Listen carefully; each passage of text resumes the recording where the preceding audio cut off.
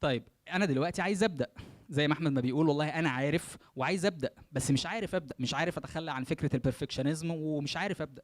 فتيجي بقى نظريه اسمها ام في بي، اللي هي مينيمم فايبل برودكت. يعني ايه مينيمم فايبل برودكت؟ يعني بيقول لك ان حضرتك بسط المشروع بتاعك، او بسط الوظيفه اللي انت عايز تشتغلها في ابسط صوره.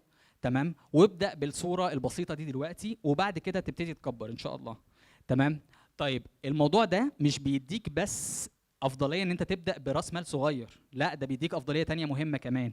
ان لو حضرتك لسه بتعك كبدايه، تمام، مش هتتعامل مع عملاء كتير، وبالتالي بالبلدي كده مش هتفضح. تمام. يعني في شركات بيبقى عندها قدره وعندها راس مال كبير جدا وضخم، بس بتبدا بالمينيمم فايبل برودكت، لان هي شايفه ان انا على السكيل الصغير ده الغلطه ملمومه.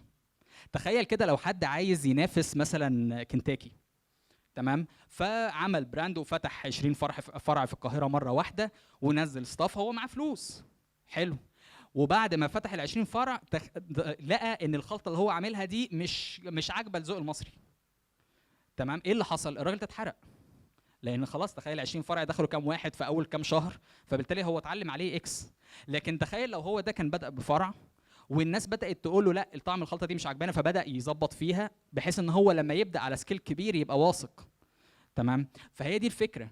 وفي امثله كتير على فكره بدات كده، يعني احنا في امثله طبعا بره كتير، بس احنا حاولنا نجيب من الامثله اللي في مصر عشان تبقى العمليه قريبه شويه. خطوه، مين يعرف خطوه؟ براند بتاع ملابس اسمه خطوه. عارفه بدا ازاي؟ هو كان صفحه على الفيسبوك.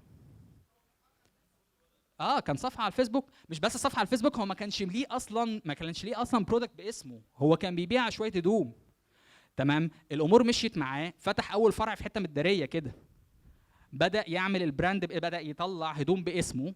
وبعد ما طلع هدوم باسمه بقى دلوقتي ما شاء الله فرعه دورين. ماي كوين، لو حد من سكان مدينة نصر، في مطعم كده اسمه ماي كوين عند الحديقة الدولية. في الأول خالص قبل ما يبقى عربية أو قبل ما يبقى أي حاجة، هو فكر إن أنا عايز أعمل أكل، أو عايز أشتغل في الأكل، ولقى إن هو من الناس اللي حواليه، في العماير اللي حواليه، في ستات كتير بتشتغل، فما عندهاش وقت إن هي تعمل أكل. فبدأ ان هو يعمل وجبات في البيت. تمام. ويبيع كده من غير حتى عربيه، من قبل ما يجيب عربيه خالص. تمام. وبيبيع وجبات بيتي للستات اللي مش قادره تعمل اكل، ما عندهاش وقت تعمل اكل. بقى دلوقتي عنده 3 فروع. تمام. فهي دي الفكره. ان حضرتك لو انت حاسس ان انت مش قادر تبدا، هو يعني في مقوله كده بتقول لك لما انت تحس ان انت مش مستعد ان انت تبدا، هو ده احسن وقت ان انت تبدا فيه. لان انت اكيد عندك حاجه. معنى ان انت بتقول انت نفسك بدات بالحاجه اللي عندك، انت قلت انا بعرف اعمل اديت. تمام. فاكيد عندك حاجه تبدا بيها، فهو ده الوقت المناسب اللي انت تبدا. انت شايف معاك في ايدك اي حاجه تبدا بيها، تقدر تبدا دلوقتي. في احلام كده لما بنيجي نحطها لازم نبقى عارفين ان احنا بنرميها لقدام قوي. في احلام ما بتتحققش في يوم وليله. تمام. لو حضرتك مستني دايما، في ناس بتبقى كده مستنيه الريورد بسرعه، يعني حضرتك مستني ان انا عملت خطوه دلوقتي فانا منتظر ان يبقى في ريورد دلوقتي. لا خالص. هي الحياه مش كده، والشغل مش كده. ما ينفعش ان انت تعمل خطوه فانا مستني يا اما يبقى في ريورد يا اما اقف ما اكملش. تمام. لا انت لازم تشتغل وتشتغل فتره طويله وتعرف. يعني في فيديو كده كنا عملناه صغير كان بيقول لك امتى تعرف. يعني ده سؤال بيجي في مخنا كتير. هو انا بحاول اعمل حاجه بس لسه مش قادر اوصل لها، اعافر تاني ولا انا بضيع وقت؟ يعني احاول تاني اكتر من كده ولا انا خلاص بضيع وقت؟ الاجابه بتاعت السؤال ده بمنتهى البساطه. لو حضرتك هتحاول تاني بطريقه مختلفه، حاول. مش لازم يبقى العائد عائد مادي، ما اقصدش ان الريورد ماديا خالص، مش ده قصدي. يعني حتى فكره ان انت تعمل براندنج لنفسك، او فكره ان انت تتشاف، او فكره ان الناس تدخل تشوفك او تعرفك، ما هو ده الريورد بتاعك.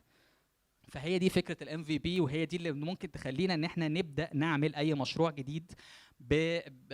او حتى لو احنا شايفين المشروع ده صعب، بس نقدر نبسطه في ابسط صوره ونعمله. يعني الناس اللي عايزه تفتح مطعم، او زي ما اتكلمنا كده، انت مش لازم تفكر ان انا ازاي هجيب قاعه، يعني محل كبير، وازاي هجهزه، وازاي هجيب ستاف. ما تبدا بعربيه، ما تبدا من بيتك.